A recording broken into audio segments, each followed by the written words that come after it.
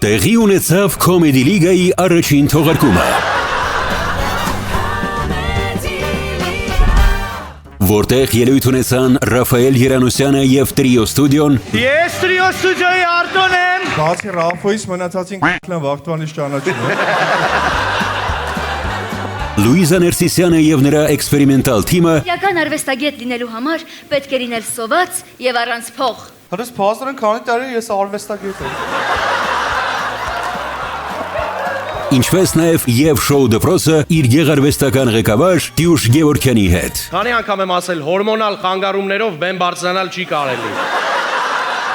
Ժյուրիի անդամները բաշխեցին իրենց գնահատականները, սակայն դրանք կհայտարարվեն Comedy Liga-ի երկրորդ հաղորդմանը։ Դե իսկ երկրորդ հաղորդման սպասվում են ոչ պակաս յուրահատուկ ելույթներ։ Լուիզա Ներսիսյանը կփոխի իր մասնագիտությունը և կդառնա ՀՀ վարչապետ։ Հաջորդ մեկնաբանությունը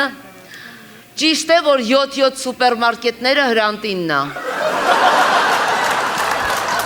Ռաֆայել Երանոսյանը կդասավանդի ռաբիզի պատմություն։ Բարև ձեզ ղարեպիկներ։ Բարև ձեզ, Ղարեբ Ռաֆայել։ Եվ շոու դպրոցում ամանորյա տրամադրությունը։ Ես երազում եմ, որ այս երեխեքը